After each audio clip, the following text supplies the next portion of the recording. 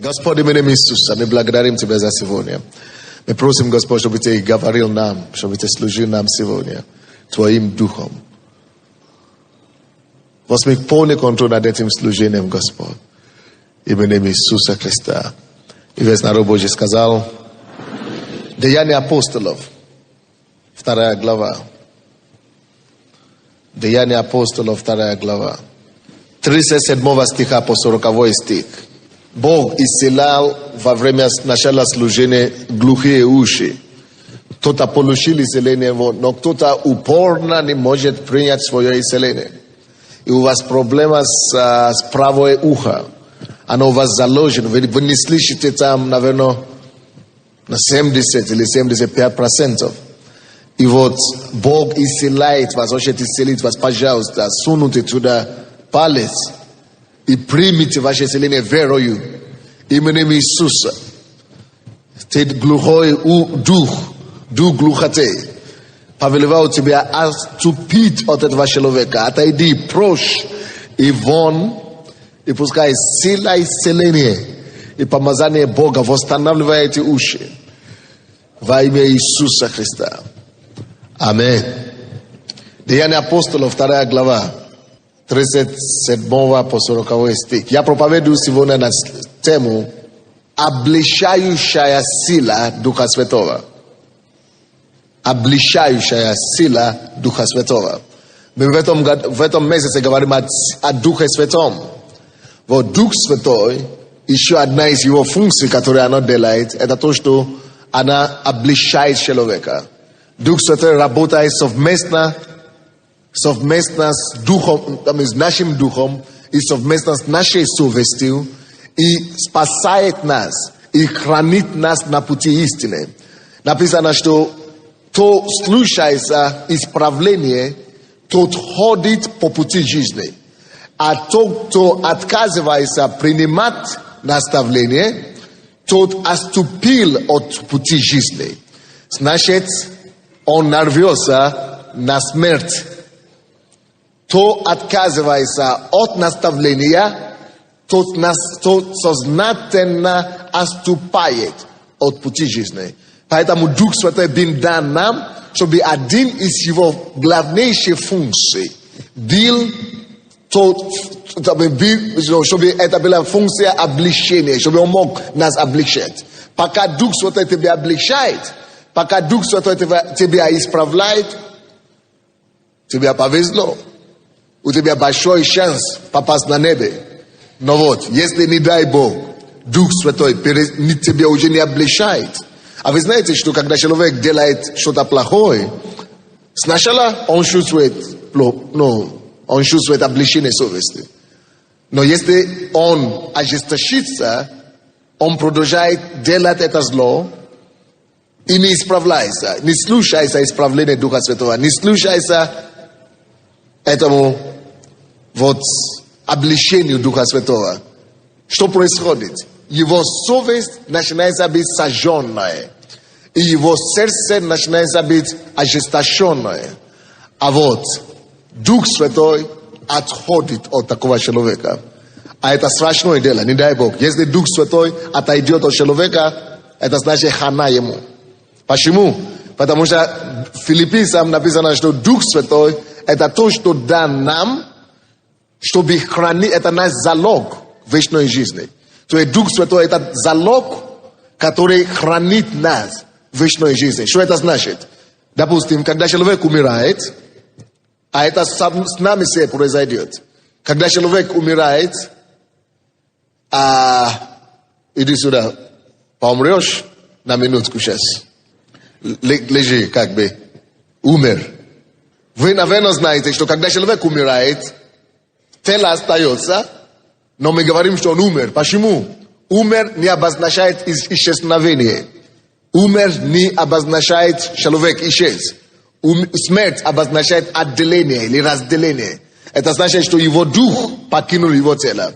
И в это время, когда он лежит, его тело лежит, он видит, он сам, личность его душа, его дух, он, личность его, он лично. Это тело осталось, но он сам встает и видит, как его жена плачет, видит, как родственники плачут, видит, как его несут, трясут, врачи работают.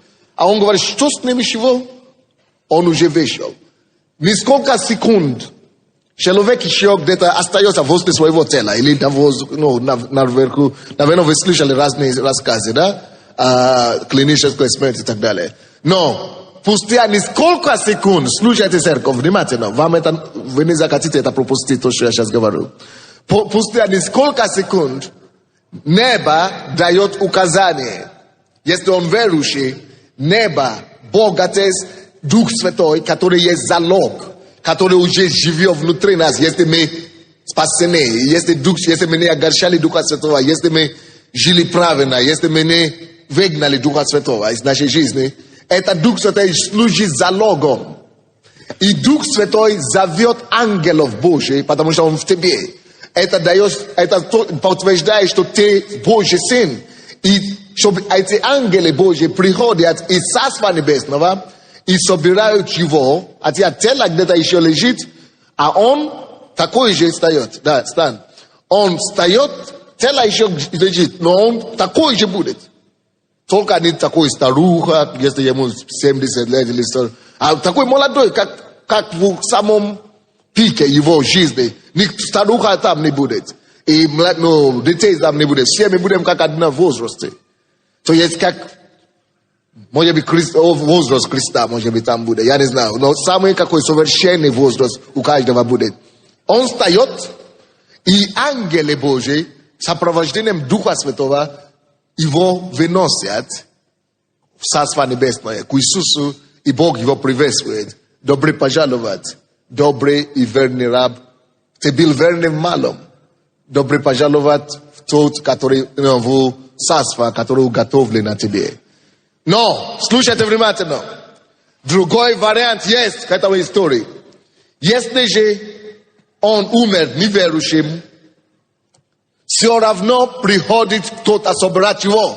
Его дух выходит на несколько секунд, брадает пока здесь. Думает, что со мной происходит, что почему они плачут. Понял, что он умер. Уже поздно покаяться в это время. Уже поздно раскаяться за свои грехи, потому что человек может каяться, пока он только в теле. И если нет залога Духа Святого, это значит сигнал, дух нечистый, дух греха, дух смерти, дух сатаны, который занял это место в душе человека, дух греха, зовет, посылает сигнал, наоборот, ад. В преисподней, царство тьмы, и ангелы приходят. Только уже другие ангелы с рогами. Черные ангелы, ангелы тьмы, ангелы, представители ада приходят. Представители дьявола приходят и начинают терзать его, и бить, и уничтожить. И он начинает плакать. Через черный туннель, все темно, все светло. Но это еще ничего. Вот когда в аду, это уже всю жизнь. Ты уже не можешь вернуться. Поэтому огорчать Духа Святого ни в коем случае нельзя.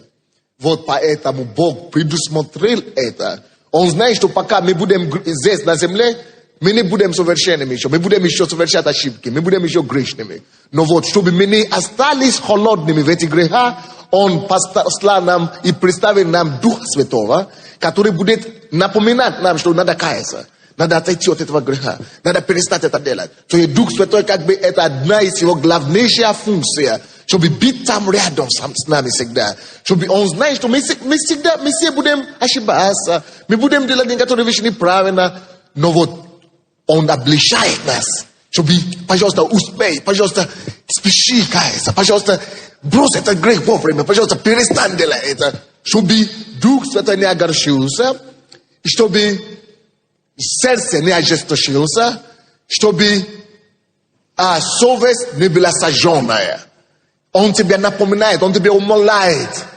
Поэтому мы, когда человек мудрый, он слушается этому совету, и он идет каяться, и кровь Христа омывает и очищает его от этого греха.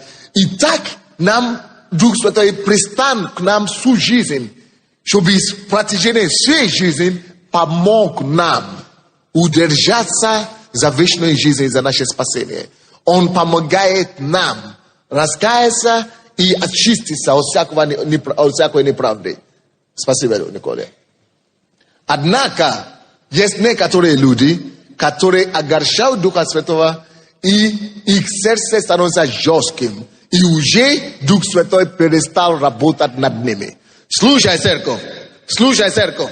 Если ты ходишь сюда в эту церковь, или в другую любую, и проповедь уже тебя не касается, и ты ходишь полгода в церкви, или год в церкви, и ни одна проповедь никогда тебя не обличает ни в чем, Дух Святой тебя не обличает через проповедника, через проповедь, или просто так, ты просто как бы нормальный, ты святой. Тогда все, горе тебе. Либо тебе нужно покинуть церковь, либо что-то неправильно с твоим пастором, он не может говорить от Духа Святого, значит, его слова не помазаны Богом, либо твое сердце наоборот сожженное. Или по-другому скажу, если вы читаете Библию, и вам не хочется каяться, каждый раз, когда я читаю Библию, мне хочется каяться и улучшаться, потому что я вижу, что нет. Потому что Дух Святой меня любит. Он меня еще исправляет. Он меня еще очищает. Он меня еще корректирует. Если вы читаете Библию, и Дух Святой вас уже не корректирует, уже не обличает, слушай, закройся где-нибудь подальше, в комнате, молись, плачь, умоляй Бога, пока Он не вернет обличающую силу Духа Святого в твою жизнь. Потому что если написано, Евреям 12 глава, кого Отец любит, кого Он что? Наказывает. Кого, если Бог еще тебя наказывает, если Бог тебя еще исправляет, ну, тебя целую, поздравляю, тебе повезло. Но если ты уже дошел до такой поры, что ты делаешь зло, ты делаешь плохое, ты делаешь грех, и Бог даже тебя уже не обличает и не посылает людей, чтобы тебя исправлять, хотя тебе неприятно. А вы-то знаете, что когда нас исправляют, кому приятно, когда его исправляют? О, никому. Ой, как горько. Но мудро знает, что это полезно для нас. Аминь. Я себя тренирую принимать обличение, даже несправедливое обличение. Даже когда обличение и атаки, и обвинения на мою сторону неправильные, и то я благодарю Бога. Потому что если перестали меня обличать, и если Бог перестал использовать людей разных, чтобы даже несправедливо меня обвинять, значит я попался. Вот, Дух Святой работает с нашей совестью в этом направлении. Давайте посмотрим, как это здесь произошло. Деяния апостолов 2, 37 стиха. Слыша это, они умилились сердцем и сказали Петру. То есть они слышали проповедь Петра, как Петр сейчас проповедует, как я сейчас проповедую, Петр проповедовал. Слышали его и сказали ему и прочим апостолам, что нам делать, мужья, братья? То есть они слышали, они начали им хочется что-то делать, предпринимать. Они знали, что Дух Святой так сильно их облегчал, что они начали у них спрашивать, что нам делать, чтобы освободиться от этого облегчения? Что нам делать? Нам плохо. Нам что-то давит нас внутри, что-то. Подскажите нам, как нам избавиться. Это то, что с нами случилось, когда мы каялись. Если у вас этого нету, когда вы каялись, это всего лишь формальность. Если вы просто вышли, говорят, надо выйти, я вышел. Говорят, надо повторять, я повторял. А если не было облегчения, это все формальность. Вот когда облегчение пришло, человеку самому хочется покаяться. Человек сам понимает, что он плохо делает. И что он не прав. Петр же сказал им, покайтесь и да крестится. Слушай, какой-то даже стих там есть. говорят, что впереди, по-моему, еще раньше, что когда они слышали его их сердце, что-то жглало их сердце, они облегчение какое-то чувствовали. Или это на английском, здесь не... это на английском так написано. Но очень хороший перевод на английский. Там написано, что пока слышали Петра, их сердце осудило, их сердце настолько их прижмало, что они начали просить у Петра, что нам делать? Вот это значит, он проповедовал силой Духа Святого. Это значит, что Дух Святой работает через его слова. Это значит, что этот человек, эти люди еще имеют совесть тоже. И Петр сказал им, покайтесь. И да крестится каждый из вас во имя Иисуса Христа, и прощение греха, и получите дар Святого Духа, ибо вам принадлежит обетование и детям вашим и всем данным, кого не призовет Господь Бог ваш, наш, и другими людьми, многими словами он свидетельствовал, увещевал, говоря, спасайтесь от рода сего развращенного.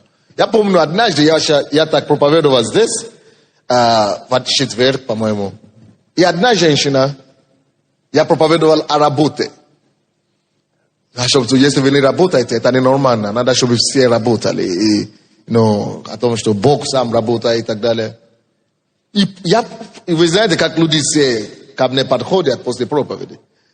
И после этой проповеди одна женщина среди многих людей, а я думал, что, может быть, надо молиться за них, надо, выслушать. И я начал слышать людей. И одна женщина, верующая, потому что по словам, она говорит, будьте благословенны, пастор Сандей. Будьте благословенны, как ваши дела. Я говорю, хорошо, какая проблема у вас? Она говорит, у меня нет проблем. Я пришла к вам в церковь сегодня. Я так понял, что она из другой церкви, скорее всего. Она говорит, я пришла к вам в церковь сегодня, и я хочу, чтобы вы знали. Оказывается, все проповедь, которую я читал, она подумала, что кто-то мне рассказал о ней. А я первый раз ее видел. Потому что я приводил какие-то примеры, там, что некоторые люди ходят в церковь и так далее. Но откуда мне знать? Сколько я могу знать, сколько здесь людей. И она говорит, вот, я хочу вам, чтобы вы знали, что вы... начала на меня так наехать. И потому что она думает, что я против нее проповедовал. Потому что совесть облегчает. Потому что люди по-разному могут реагировать, когда совесть их облегчает. Но вот мы должны с вами научиться реагировать правильно. Вот когда совесть облегчала этих людей, они спрашивали у Петра, что нам делать, значит у них правильное сердце. И Петр им сказал, иди покайся. Вот когда совесть облегчает, надо идти каяться. Они начинают драться с человеком, что вот ты виноват. А у меня это часто бывает много раз. Много раз кто-то приходит и говорит, пастор, это для меня, спасибо. Кто-то говорит, кается. А вот кто-то приходит и говорит, все, больше не буду ходить в эту церковь. Потому что пастор, наверное, вспомнил мой разговор. Может быть, кто-то был у меня на приеме когда-нибудь. И думаю, это мне пастор приводит пример. И так люди говорят, что пастор с проповеди меня привел за пример. Но честно, когда я привожу пример, но я никого не имею в виду как личность. Но просто то, что Дух Святой в данный момент мне говорит, я говорю. Но как у меня приходит на душу. Я же не дурак, чтобы человека знает, что ты сидишь в зале, и специально тебя привез за пример, и тебя... Нет, это нужно быть совсем глупым, чтобы это делать. Но я только читаю проповедь, короче. И тут я говорю, пастор рассказал, я разговаривал с пастором год назад, или 2 года назад, или полгода назад. А вот он привел мой пример, значит. Или он мне проповедовал, я больше не обиделся. Нет, потому что Бог хочет, чтобы ты изменился. Допустим, один человек, одна женщина, Бог ей уже говорит о том, чтобы каяться. В одной церкви. И проповедует и говорит, слушай, ну просто, что даже если ты пришел из другой церкви, в одну церковь, и назвал, допустим, Троещина. Ты ходил в одну церковь в Троещине, Ты перешел в другую, чтобы не каяться, потому что церковь плохая, пастор плохой, а ты вот праведный. А вновь в этой церкви опять задели твой грех. И ты говоришь, вот кто-то уже рассказал этому пастору судя обо мне. Ушел оттуда, оказывается, прямо здесь в зале она сидит. И мы рассказываем это, что, может быть, ты из суда пришел, избегая. Дух Святой доставляет тебя, чтобы ты покаялся. А ты думаешь, что церковь будет менять, и это решит твой вопрос. И после служения этот человек пришел и говорит, пастор, это вы обо мне говорите, потому что я пришел к вам на прием, что я пришел с одной церкви на другую, и к вам, и вы потом говорите, что это я. Ну как? А этот человек, пастор, даже не думает о нем. Потому что он перешел в другую церковь. Это Дух Святой. И поймите, пока Дух Святой еще нас обличает вот так, нам повезло. Это благо нам. Аминь. Давайте посмотрим Евангелие от Иоанна, 16 глава. 16 глава, 7-8 стихи. 6-7 стихи. Но от того, что я сказал вам это, печалью исполнилось сердце ваше. Но я истину говорю вам. Лучше для вас... Так, не это. 8 стих давайте прочтем. 8 стих. Хорошо, я дочту 7 стих. Лучше, чтобы я пошел, ибо если я не пойду, утешитель не придет к вам. А если пойду, то пошлю его к вам. И он пришед обличить мир о грехе, о правде и о суде. Что он сделает с миром? Обличить. Дух Святой – это одно из его главнейших функций. Это чтобы обличить весь мир. И неверующие, и верующие. Мир о грехе, и о правде, и о суде. Он будет напоминать, что есть суд за все твои деяния. Придется тебе отвечать. О правде. Есть праведность Божья. Давай, живи правильно. О грехе, что все грешники, все согрешили, и все грешат, но всем надо каяться, потому что если мы не каемся, не будет залога, мы можем терять залог Духа Святого. Поэтому, но даже у неверующих людей есть тоже Божий способ, как обличить их в греха. Есть обличающая сила у Бога, чтобы исправить их, чтобы помочь каждому жить правильно. Соответственно, Слово Божьему. Вы помните, когда мы с вами тоже были неверующими? Все равно мы чувствовали, когда мы что-то делали не так, плохо, или зло какое-то делали. Правда? Как это называется? Совесть. Итак, что такое совесть? Пишите это себе. Почему вообще? Для чего? Почему Бог нам дал совесть? Совесть – это важнейшее, это одна из самых лучших качества или присущая вещь, что у нас есть вообще. Если у кого-то есть совесть еще, работающая, то слушай, благодари судьбы, благодари Бога, что у тебя совесть есть. Вы тоже, наверное, заметили, что совесть у разных людей по-разному работает. У кого-то мы говорим, совесть есть, а на кого-то мы можем говорить, что у кого-то видно вообще, что совести нет. Правильно? Но на самом деле нету таких людей, чтобы совести не было. Совесть есть у всех. Бог дал всем совесть. Но проблема в том, как я уже сказал, в том, что некоторые из-за ожесточения сердец, из-за непослушания, они отдаляют Духа Святого о себе. И они делают свою совесть сожженными. И свои сердца ожесточенными. Так что Дух Святой просто уже их оставил на погибели. На погибели. Что такое совесть? Совесть это как монитор. Или как инспектор такой внутренний. Как фильтр такой. Который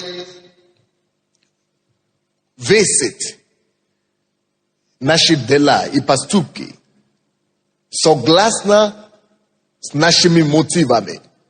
То есть совесть обличает или оправдывает нас, не согласно тому,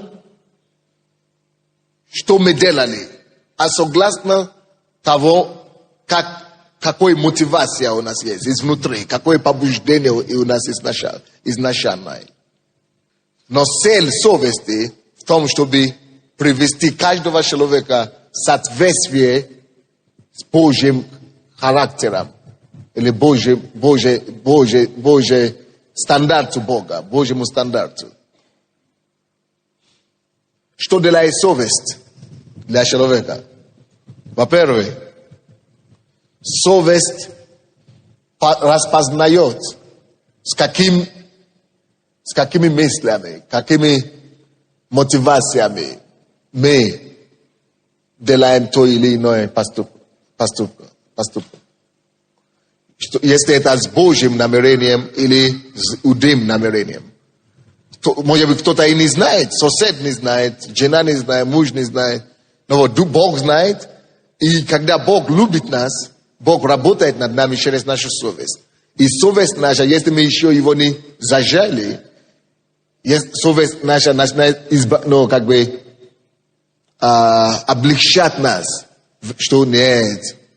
Ты даешь этому парню подарки, или ты пригласил этого человека в твою домашнюю группу, не потому что ты хочешь быть хороший лидер для него, а потому что тебе уже 30 лет, ты хочешь себя, заказать мужа.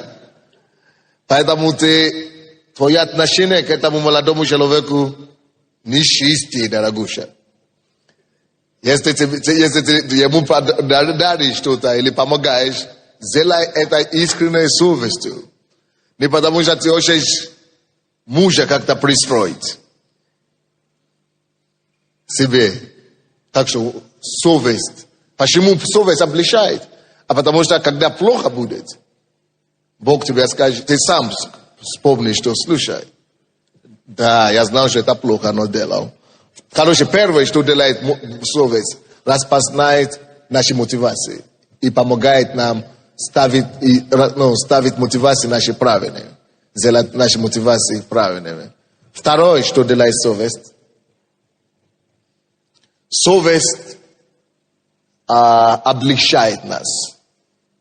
И когда мы делаем неправда, когда мы делаем что-то неправильное, не соответствующее Словом Божьим, она облегчает нас, когда мы делаем что-то неправильное. И наоборот, иногда совесть, наоборот, оправдывает нас, даже когда кто-то не понимает, что мы делаем. Вы знаете, что это же, пусть рядом, когда люди, ты делаешь что-то, кто-то не понял, твои мотивации, не понял, что ты делаешь, но он тебя обвиняет и говорит, что вот, он это делает, из какой-то плохой побуждения. Но Бог-то знает, что ты делаешь это искренне. И твоя совесть все равно тебе дает мир и покой. И ты знаешь, что нет, как бы кто ни сказал, я-то знаю, что я не делал этого, не делал зло. То есть совесть тоже оправдывает и защищает. Следующее, что совесть делает. Почему Бог дал нам совесть? Совесть выступает за или против нас как свидетель. Вы знаете, как на суде бывает? На суде вызывают свидетеля, чтобы свидетельствовать либо за, либо против. Вот. Когда иногда мы поступили уже как-то, мы уже делали какие-то поступки, да? Не успев обдуматься, ты приходишь домой, и твоя совесть приходит,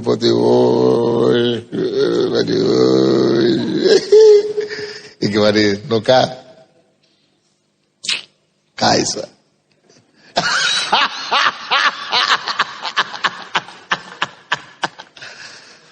А то погано будет. Вот, свидетель, потому что совесть все равно видит то, что ты делаешь.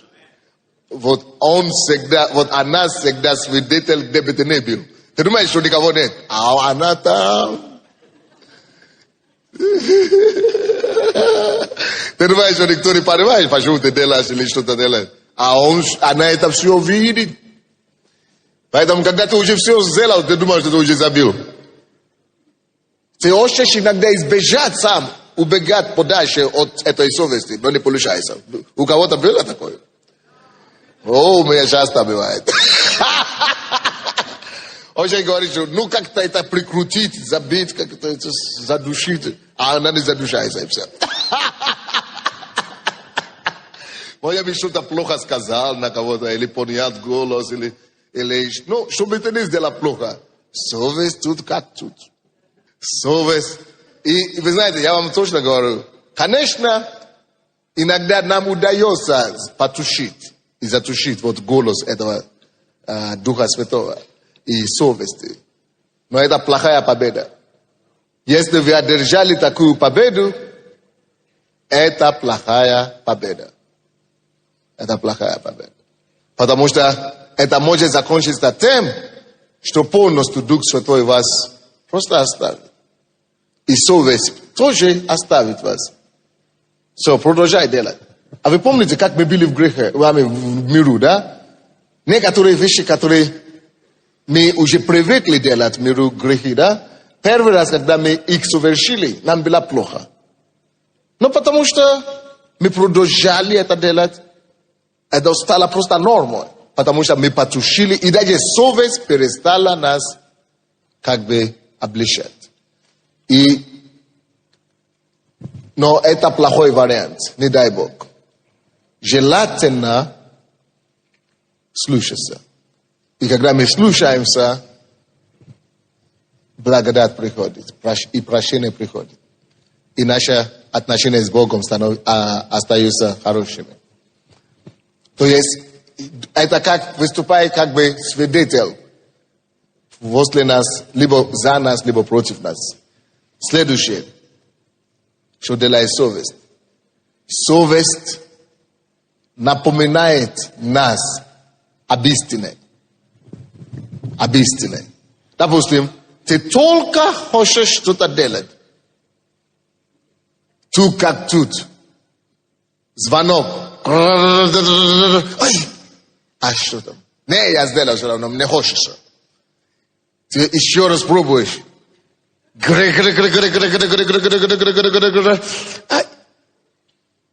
Не, все равно сделай. Вот совесть напоминает тебе. Говорит, ну ты помнишь, что пастор сказал. Но ты же верующий.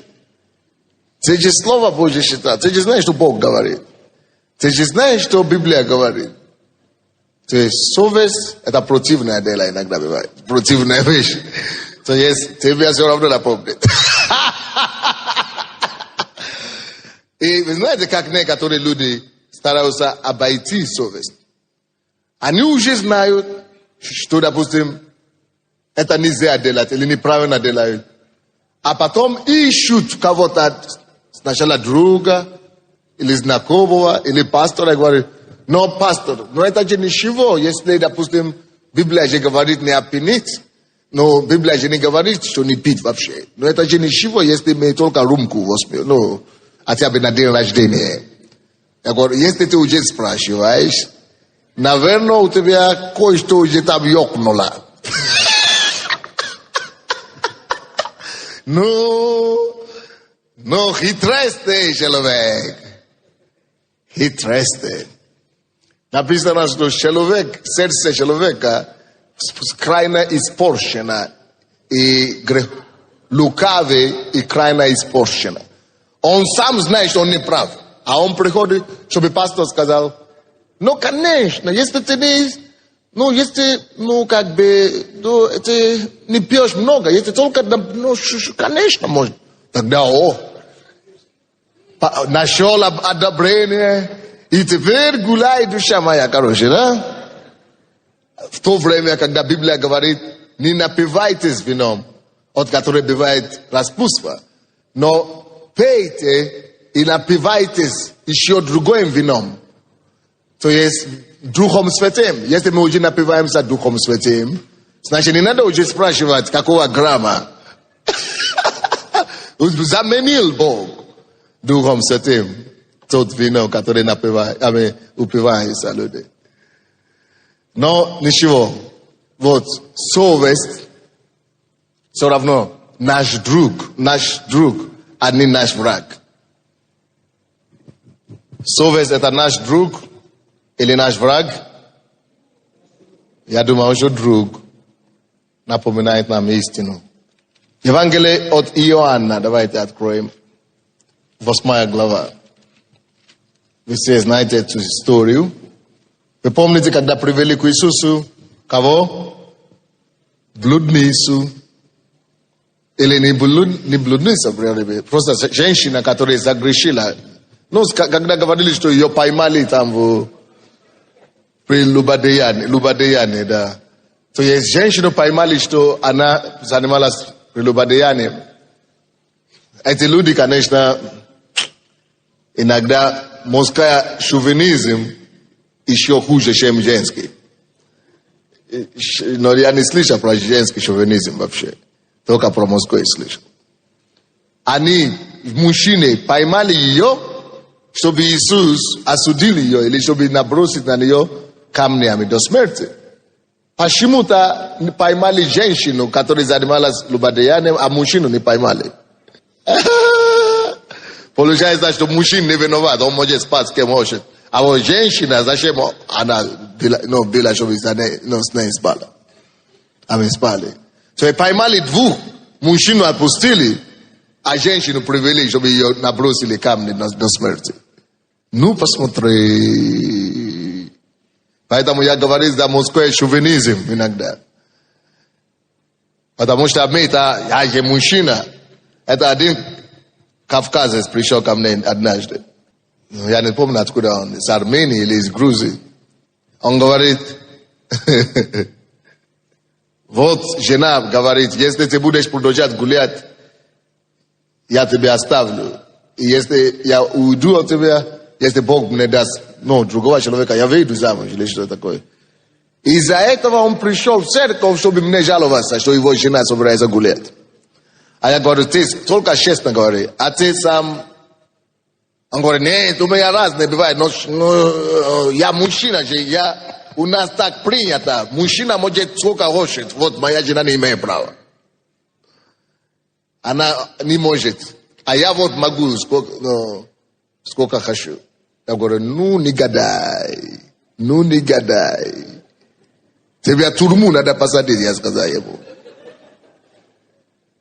Ты совсем не гадай. Чем она тебя хуже? Если ты признаешь перед твоей женой, тебе даже не стыдно сказать, что у меня разные бывает. Я же мужчина, он еще и даже гордится этим. Я же мужчина, в этом мое достоинство как бы. А жена, она что-то как курица, лежит дома, возле дома и все. Я говорю, нет, так не пойдет. Если я женщина, я тебе твоя жена неверующая. Если ты будешь гулять с 10 мужчинами, я тоже с 10 женщинами. Наоборот, с 10 женщинами, я тоже с 10 мужчинами буду гулять. Он говорит, я ее убью. Вот тогда тебя за решеткой или стул, электрический стул. Но слава Богу, что ему повезло, у него была верующая жена. И что он только не вытворял, этот кавказец. По-моему, армянин, он из Армении был. Что он только не вытворял. Он не приводил женщины домой. Заставлял жене бить там. И все равно думал, что он прав. А потом такой пожнал. Заболел страшно. И пришлось эта же жена спасать его. А жена осталась верной. И слава Богу, что она верующая. Потому что мы верны, не потому что муж верный или не верный. А мы верны Богу. Аминь.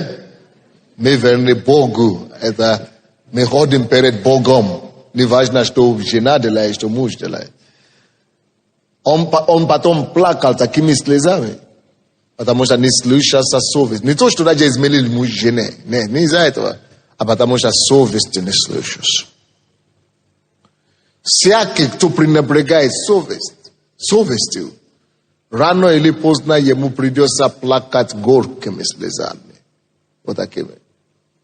Всякий, кто пренебрегает совестью, если он не кается, рано или поздно придется ответить перед Богом. Потому что в день суда все, что тебе совесть напоминал, и ты не реагировал, в день суда это будет как картина перед тобой. Что вот, напоминал это тебе. Или он просто скажет, а я перестал тебя напоминать, потому что ты меня вообще сам выгнал.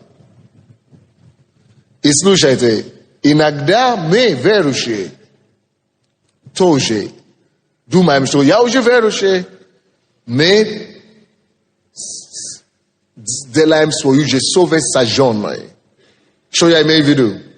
Мы думаем, я не гуляю, не блуду, не пью, не курю. Я верующий. Пою прославление, или хожу в церковь, или что-то еще делаю. Я вообще с пастором знаком. Я вообще, что еще надо? Я лидер в церкви, да, вот. Лидер или вообще пастор. Все в порядке.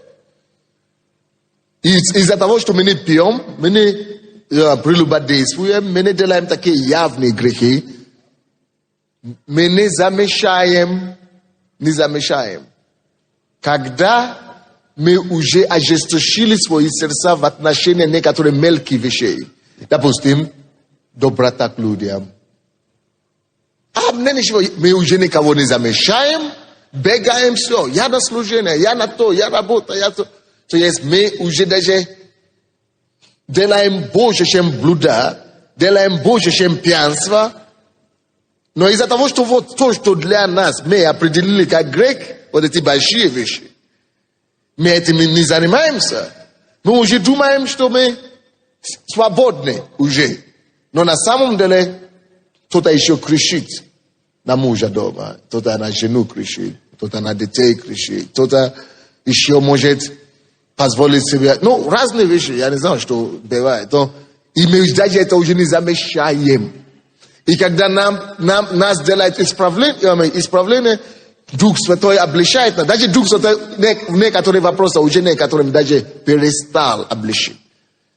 Даже в церкви здесь некоторые люди даже не замечают людей, не видят друг друга. Я тебе скажу, даже если ты не блудишь, даже если ты не пьешь, ты не куришь, ты не колешься, ты все равно пойдешь в ад, потому что без любви к ближнему, без любви к Богу, любовь самая главная заповедь. Самая главная заповедь. Тебе плевать, извините, тебе плевать на что люблю, тебе все равно свою цель достигать и все. Нет, любовь замешать людей, любить людей. Поэтому мы создали группу 12, чтобы мы могли заботиться друг другу, замешать друг друга, чтобы мы могли, подарить друг другу улыбку, теплоту, доброту, приятное. И чтобы мы могли жизнь Христа нести с собой другим людям. Чтобы мы могли быть олицетворением Иисуса. Олицетворением Иисуса. Олицетворением Иисуса. Многие из нас, да, мы не блудим, мы не что-то еще там не делаем. Но вот мы осуждаем людей. Мы говорим плохо о других, мы думаем плохо о людей, мы осуждаем свои разумы.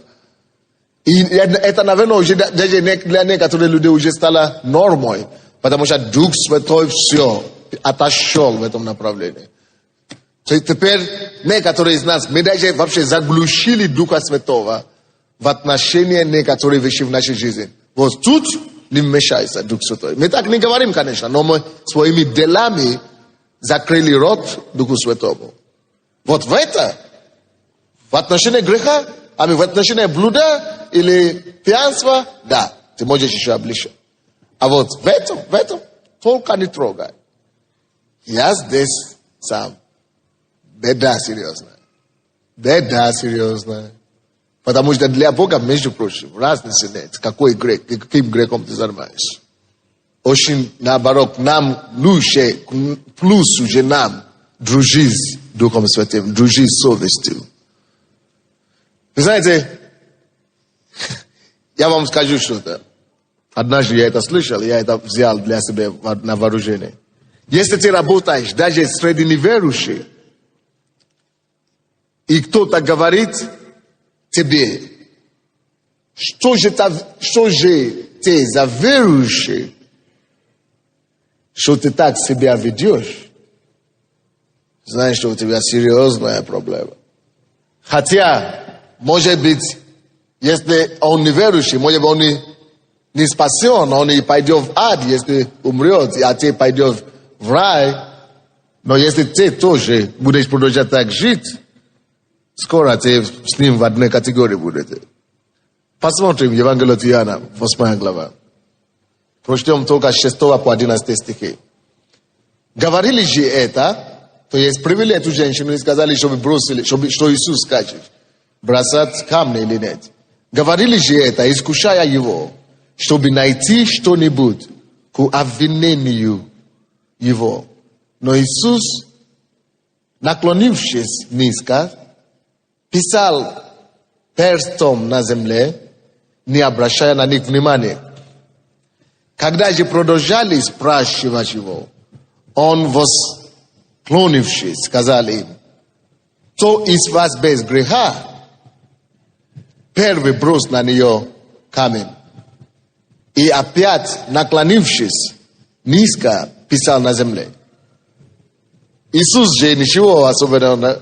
Они спросили у Иисуса, можно ли бросать камни, что убить или оставить живых? Что Иисус скажет? Иисус даже к ним не обратился. Иисус даже с ними ничего. Он просто говорит, хорошо, если кто-то из вас без греха, он даже на них не смотрел. Он писал, если кто из вас без греха, брось. Все. Это все то, что надо было Иисусу сказать. И посмотрите, что случилось. 9 стих.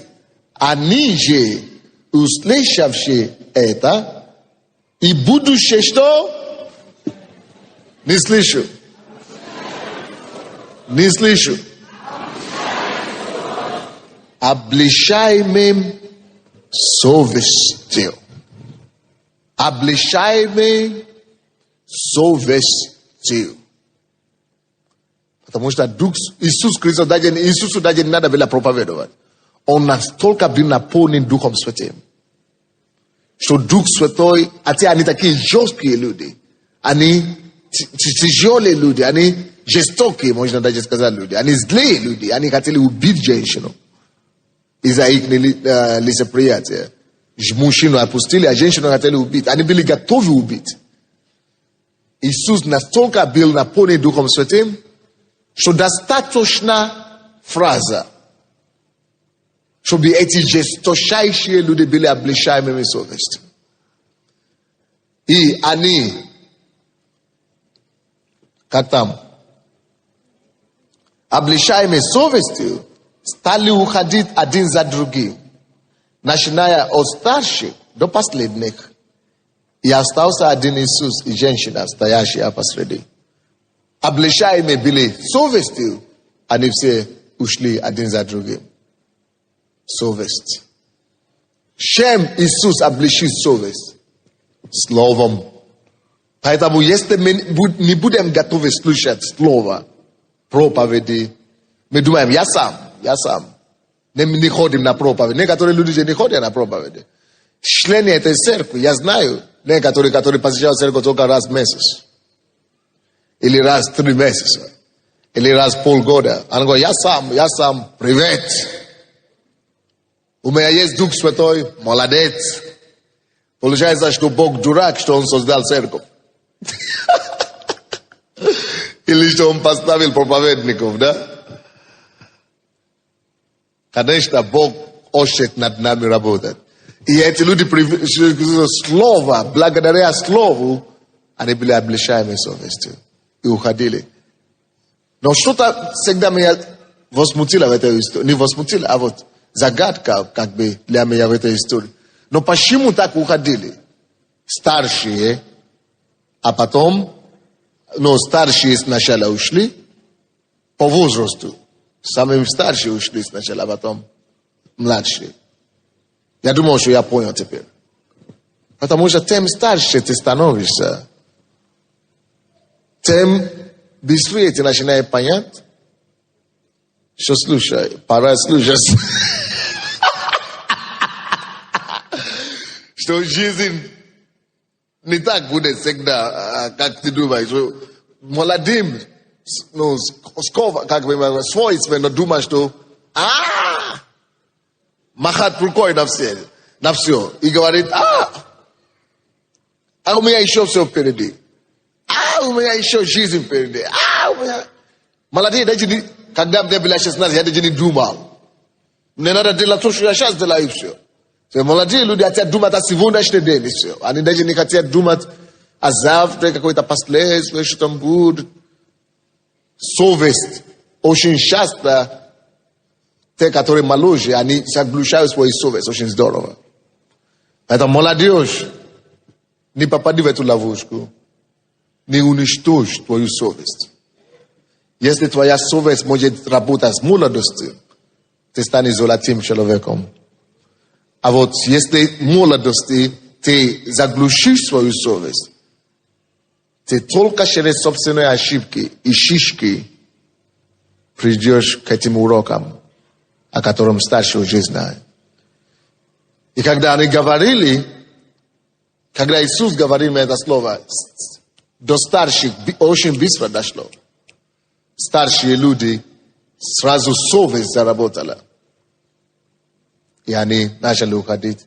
Но слово Иисуса настолько было помазано и сильно, что даже и молодых зацепил. Эти люди не могли исполнить свои намерения. Они не могли бросать камни. Знаете почему? Совесть, Дух Святой. Иногда даже не надо ничего говорить. Вот, есть некоторые из вас, которые пастора на нух даже не можете перенести. Пастор идет одной дорогой, вы бегите другой. Знаете, зачастую почему? А потому что ты чувствуешь, что ты что-то не делаешь. И ты боишься, что пастор сейчас подойдет, он что-то заметит тебе, а не то. Или он сейчас, ты подойдешь сейчас, пастор что-то исправлять начнет. Или ты просто знаешь, что ты не живешь правильно и любишь сидеть только в задних рядах, потому что, не дай Бог, пастор увидит не только тебя, а то, что еще там неправильно. Потому что вы не хотите принимать облегчение совестью и сердца. И это не потому, что пастор плохой, это не потому, что пастор тебя делает, чтобы ты стеснялся, или чтобы ты контролирует тебя, или что-то такое. А может быть, действительно, человек просто понял, что не через него, через этих людей, пасторы, через этого человека совесть говорит, Дух Святой говорит. Там, где ты уже успешно заглушил его голос, то через людей он начинает говорить. Надо просто слушаться. И тогда ты будешь свободный в этом. А наоборот, есть другие категории людей, которые уже ни Бога не боятся, ни черта не боятся. Потому что они уже настолько убили свою совесть, что даже перед Иисусом они осмеливаются, превратить, сделать вид, что они святой. То знаешь, что все равно от Бога не уйдешь. От совести можешь уйти, но от Духа Святого не уйдешь.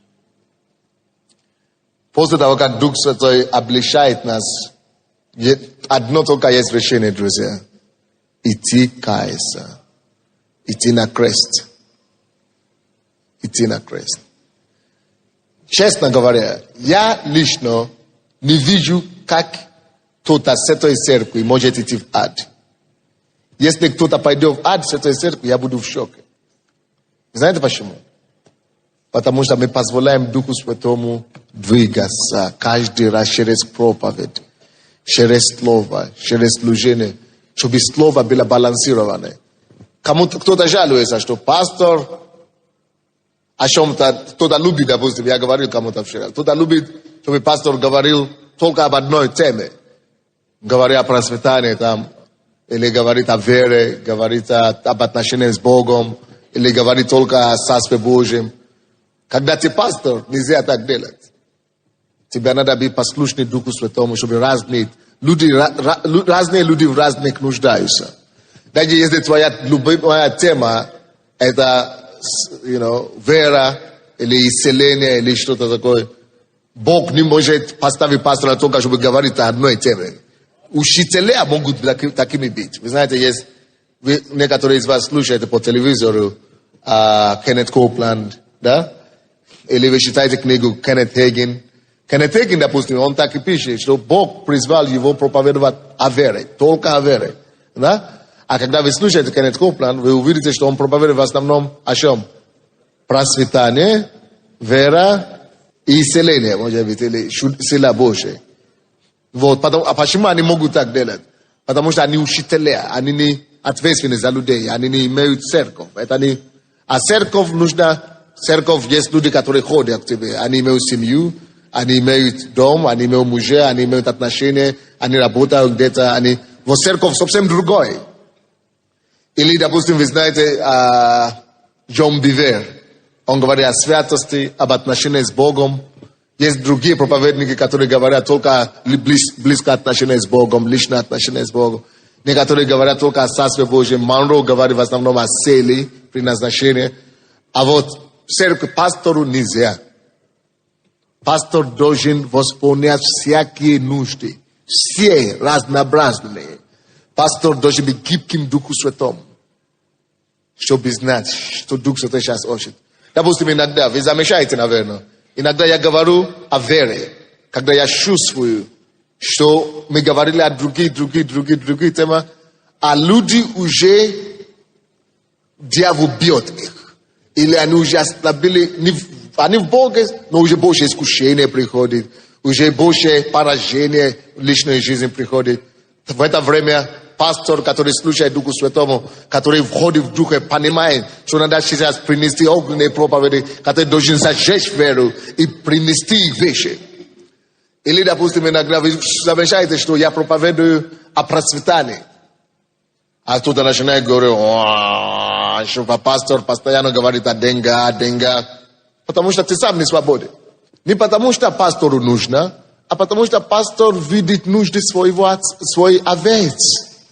И пастор чувствительный сердцебиению людей и Бога. Он видит, что люди сейчас под общим настроением страны.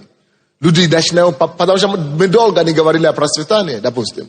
Люди начинают попадать под общим настроением соседей, неверующих друзей на работе, что тяжело, нету денег, ничего не можем делать. И это поражение. Поэтому в Библии все есть эти темы, все есть в Библии.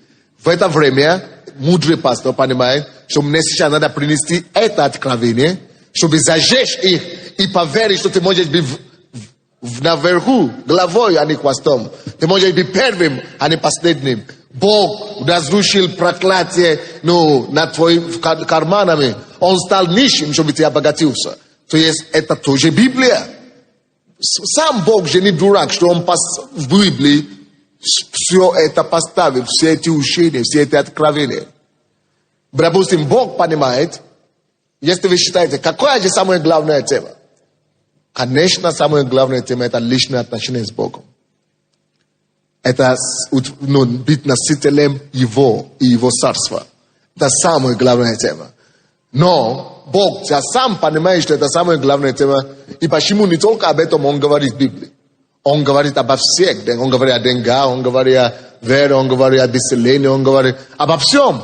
Потому что Он понимает, что всем нужно все разное. Вы понимаете меня сейчас, да? Допустим, почему я проповедую эту проповедь? Хотя очень хорошо, что мы можем говорить о дарах Духа Святого. И многие благодарились после четверга, когда я проповедовал о том, как пророчествовать, как получить дар пророчества. И многие говорили, что и некоторые пророчества, которые я говорил в четверг, уже исполняются в их жизни. Уже в четверг было пророчество пятницу некоторые уже свидетельствуют. Это все класс. Но на духовном совете мы все почувствовали, я даже опоздал на этот совет, но все пастора говорили до меня. И как раз я был в уединении на этой неделе, и Бог мне дал эту проповедь. И я прихожу на духовный совет. И они мне говорят: пастор, мы думаем, что Дух Святой не только дары дает. Мы все имеем подтверждение, что нужно говорить о том, как Дух Святой обличает. И я говорю: слушайте, это то, что Бог только что мне сказал. Это класс, правда? Потому что мы чувствуем, что Бог сейчас очень даст людям. Вот пастор должен слушать. Пастор должен чувствовать это. Потому что это нужно. Если церковь или народ Божий, или человек теряет страх Божий, конец ему. Поэтому страх Божий должен быть на первом месте. Тоже об этом иногда, когда мы это чувствуем, что не хватает, тоже это приносим это. То есть Бог видит, Бог двигается и знает, как.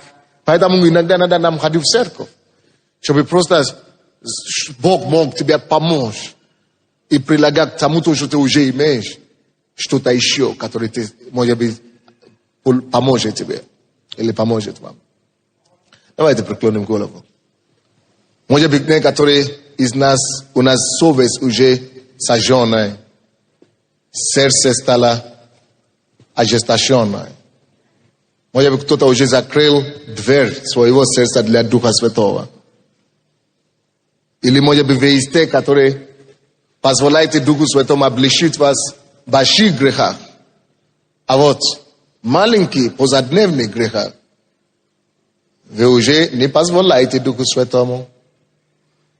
Давайте все мы просто закроем глаза и увидим Бога, Духа Святого. Общайтесь с Духом Святым сейчас. Возле себя. Увидите Духа Святого рядом и пригласите Его своими словами, чтобы Он сошел на вас. И чтобы Он был не только как утешителем, но чтобы иногда Он выполнял свою роль, и чтобы Он был обличителем тоже для вас. В грехе, правде и в суде. Чтобы Дух Божий пришел и исправлял, когда надо, корректировал, вел. Потому что я же говорю, если Дух Святой перестал вас обличать, беда вам, серьезная беда. Если вы что-то делаете плохо, и Дух Святой сейчас вас обличает, бегите, спешите каяться. И не только словами каяться, а исправиться. Исправиться. Потому что если вам даже удастся закрыть рот ему, это беда. У вас не останется залога. Написано, Дух Святой — это залог на вечную жизнь для нас. Это тот, кто сохраняет нас в вечному жизни. В вечной жизни. Если Он перестал обличать нас, значит, нам некому вести в вечной жизни.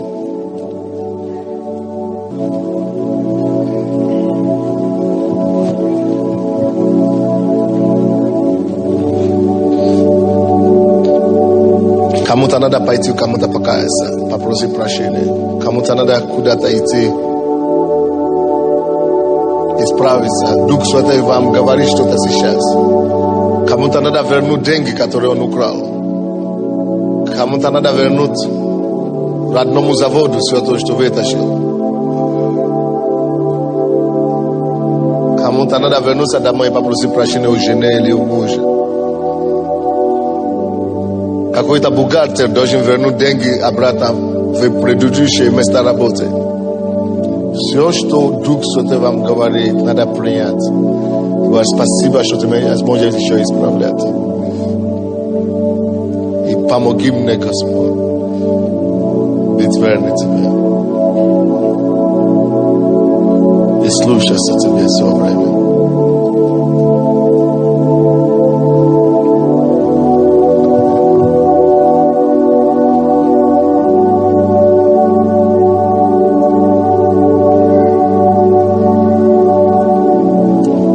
Господи, в имя Иисуса, мы благодарим Тебя за сегодня и за то слово, которое Ты нам дал. Мы принимаем Тебя, Дух Божий, как наш учитель, утешитель. обличитель, когда надо. Поэтому мы просим Тебя, Господи, обличи нас в грехах, правде в суде. И дай нам силу исправиться. Именем Иисуса мы просим Тебя, зайди на нас еще раз. И доведи нас до конца, чтобы мы могли делать все, что Ты нам говоришь сейчас. И когда мы будем читать Библию, когда мы будем общаться с Тобой, мы не хотим, чтобы Ты был обличитель только в церкви, но только чтобы в каждый день, в чем мы делали неправильно, чтобы Ты помог нам ходить с Тобой правильно. Церковь, слушайте сюда. Есть разница между функцией Иисуса как обличитель и дьяволом как обвинитель. Слушайте сюда мне. Написано, Дух Святой есть обличитель, а дьявол есть кто? Обвинитель. Какая разница между этими словами? Дух Святой приходит, чтобы просто обличить, что ты не прав. Всякое обличение тянут человека или толкает человека к покаянию или к исправлению. Обличение тянет вас к тому, чтобы ты не прав. Видишь, как ты делаешь. Не делай это. Иди кайся. Иди исправься. Чтобы исправляться, чтобы каяться. А вот обвинитель, это значит говорит, ты виновен, он доказывает, это как на суде. Обвинитель, он обвиняет тебя, у тебя нет надежды, ты виновен, ты должен нести наказание, ты должен быть судимый, ты негодяй, все, нет, посадим тебя в тюрьму, убить тебя, надо тебя убить, надо тебя уничтожить. Это как на суде. Обвинитель всегда требует того, чтобы тебя уничтожить, посадили, но расстреляли, чтобы уничтожить тебя. Обвинитель хочет тебя не покаянию вести, чтобы ты исправился и освободился, а чтобы уничтожить твою личность, твое достоинство, чтобы уничтожить тебя как человек морально, и чтобы он, наоборот, отталкивает тебя подальше от Бога. Отталкивает тебя. Он говорит, у тебя нет выхода, ты не можешь каяться, Бог обиделся на тебя, Бог уже злой на тебя, уже поздно тебя каяться, ты уже все опоздал, ты уже все, в церковь, ты не можешь ходить в церковь, тебя уже не примут, тебя уже не поймут, ты уже, все, не выберешься, ты уже упал, ты здесь всегда будешь, ты уже все безнадежно, уже ничего не поможет. То есть обвинитель, он тебя показывает на безмрачная перспектива будущего, что все, ты уже все. А обличитель говорит, он говорит, ты еще успеешь, есть выход, давай кайся, давай. Вы видите разницу? Потому что зачастую так бывает, что люди не понимают разницы в этом. Когда проповедники проповедуют здесь, не только в нашей церкви, но вообще, люди говорят, нет, у этого пастора или у того проповедника, как они говорят, критик, он осуждает, он только негативно говорит, или отрицательно говорит, он только толкает нас, чтобы совесть мучила, или чтобы обвиняет только. Нет, разница есть. Он обличает, отличается от обвинения. Вы видите разницу, да? Именем Иисуса Христа. Господь, я молюсь за всех, которые присутствуют также здесь. И я прошу Тебя, Господь, прикоснись к ним. Подними Твоего народа. Мы запрещаем всякий негатив в жизни и на адрес любого из нас. Мы провозглашаем, Господь, Божью защиту, Божью милость, Божью, Господь, благодать. Господь, прикоснись Твоим детям сегодня. Я вижу, Господь, себя через нас, в нашей работе, в нашей семье, на улице, где бы мы ни были, действуй через нас. Будь прославлен, Господь. во имя Иисуса Христа. И народ Божий сказал: Аминь, будьте благословенны.